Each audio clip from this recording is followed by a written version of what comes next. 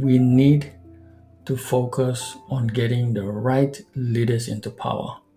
Once we get the right leaders into power, then we can see a big difference in our nation. And I will leave this final quote from John Maxwell. He said this: everything rises and falls on leadership.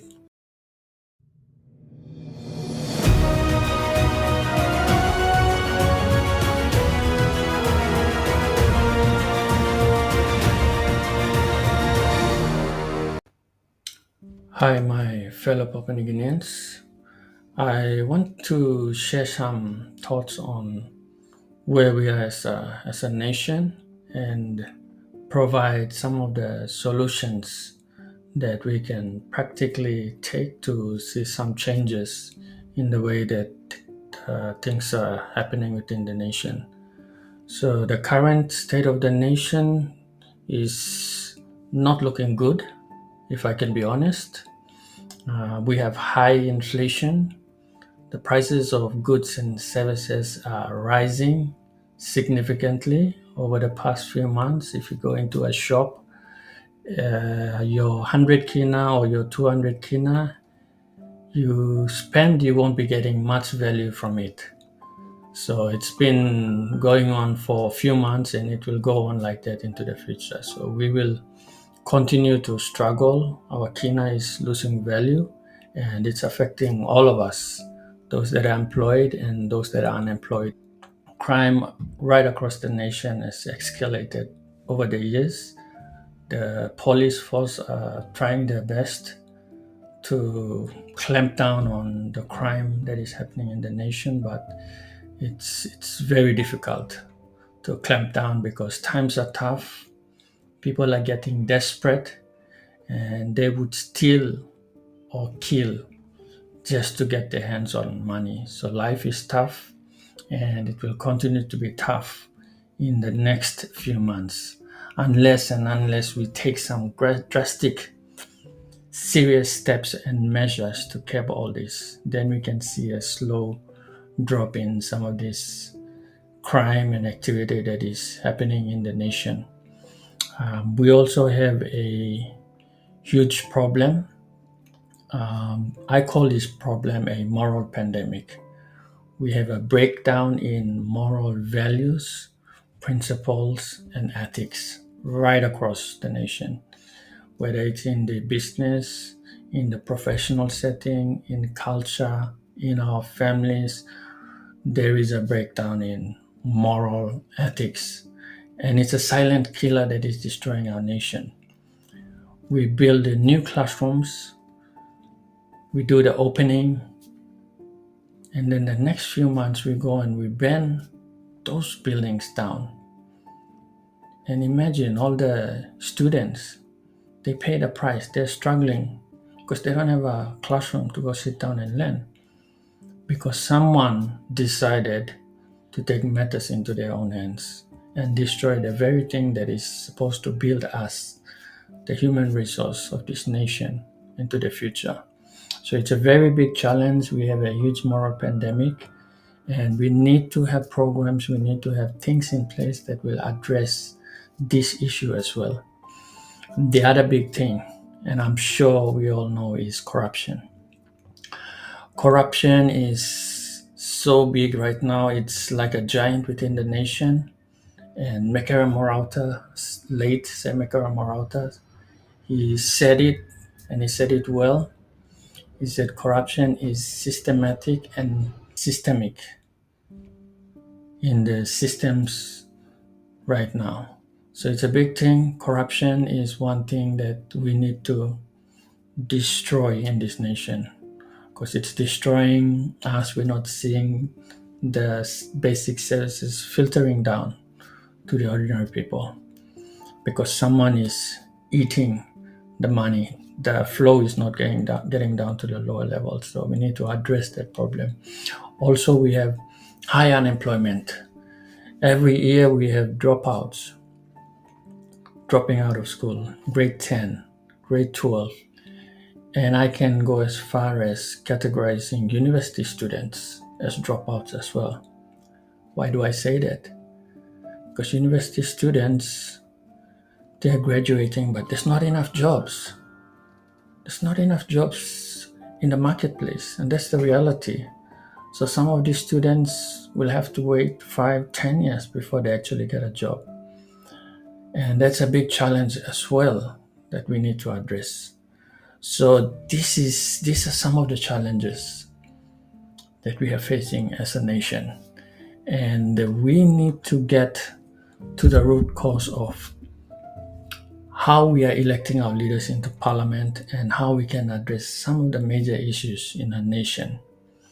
And I believe we need to take 5 key measurable steps or immediate steps that will slowly curb some of the things that are happening in our nation.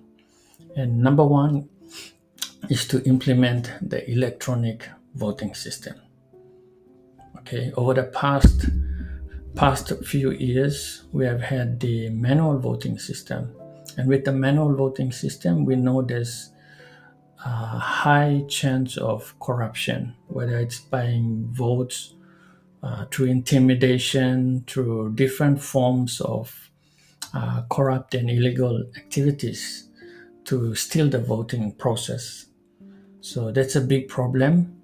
And I believe when we institute this electronic voting system, it will go a long way in making a big difference.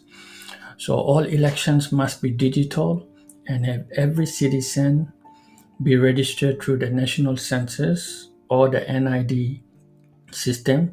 There needs to be some synergy of data and information for all Papua New Guineans to be able to vote fairly. So special exceptions may apply for those that are in remote areas.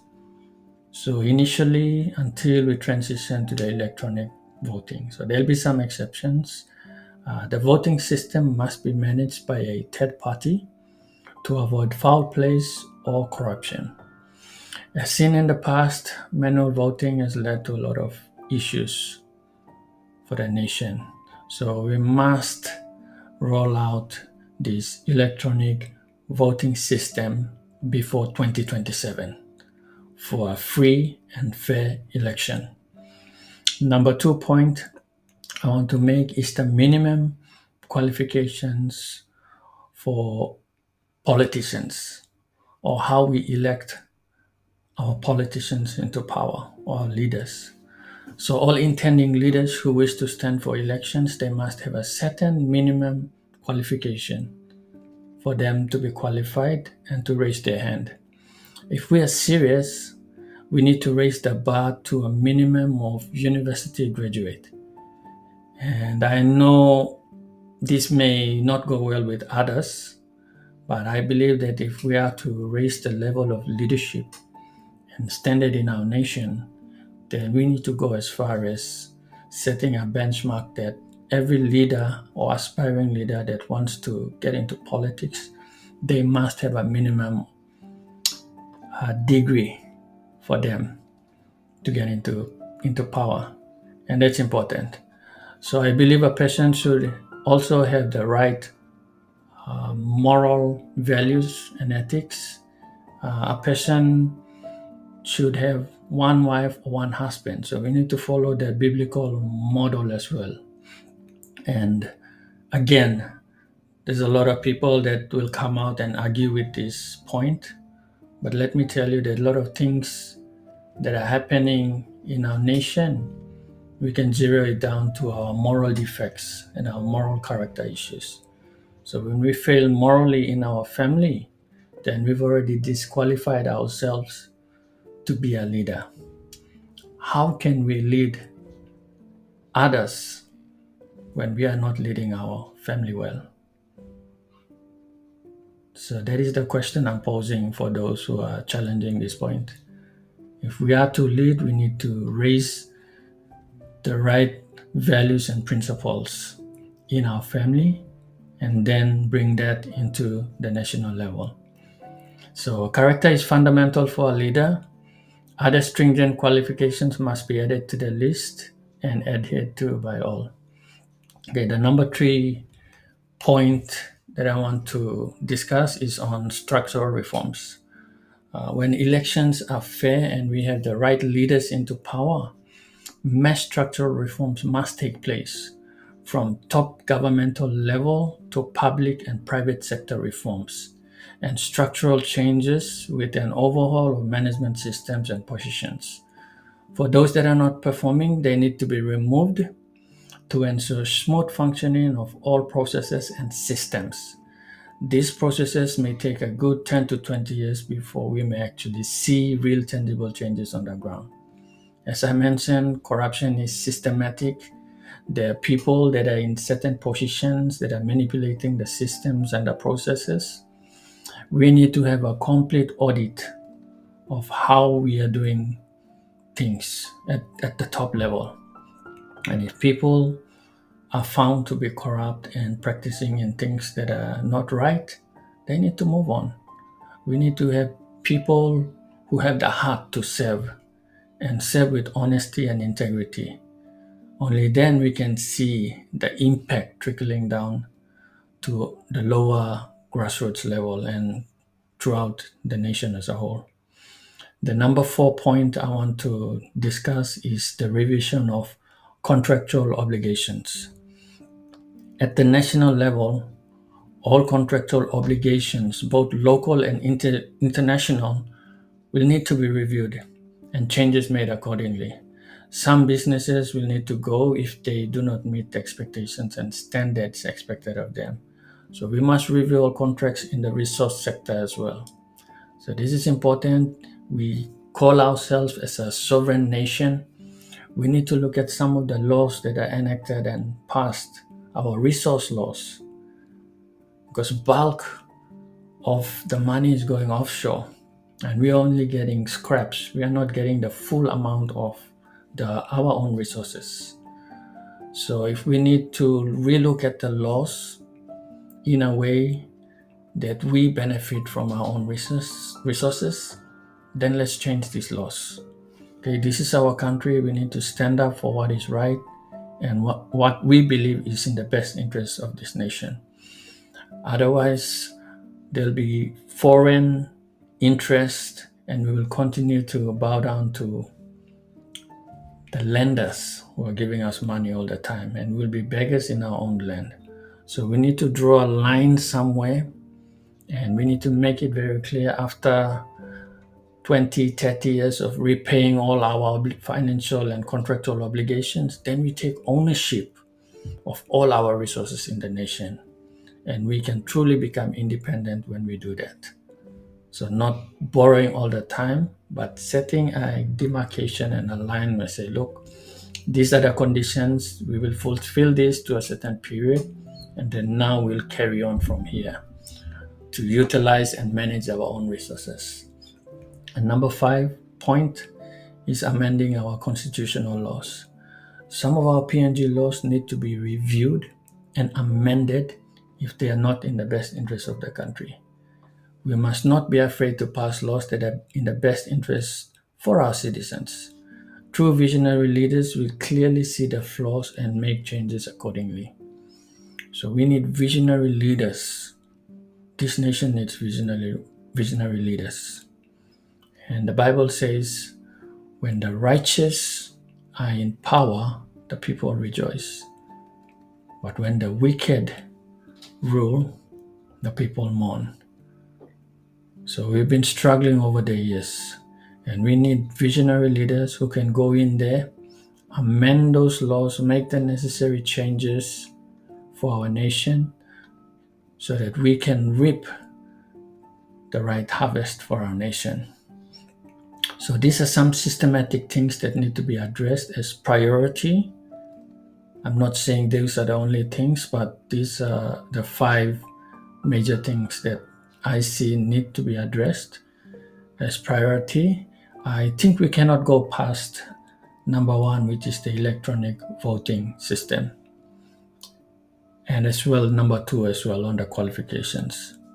So if we get the right leaders in, then we can lead right, and the nation will go into its promised land. to see the harvest that is rightfully ours. So thank you for your time. I hope this provides some insight into where we are as a nation and some of the critical things that we need to do as a matter of priority. If we can address some of these things, then slowly we can see the ship turning in the right direction. At the moment, the ship is just going head down into a collision course. We are sinking in corruption. We are sinking under the weight of our economic deficit in loans. We are sinking in moral decay. We are sinking in unemployment. As a nation, we are sinking. We are going in the wrong direction. And we need right leaders to get in there and change the course of where we are going as a nation in the next few years. So this is very important. Spread the word around. We need to focus on getting the right leaders into power. Once we get the right leaders into power, then we can see a big difference in our nation. And I will leave this final quote from John Maxwell. He said this: everything rises and falls on leadership. God bless.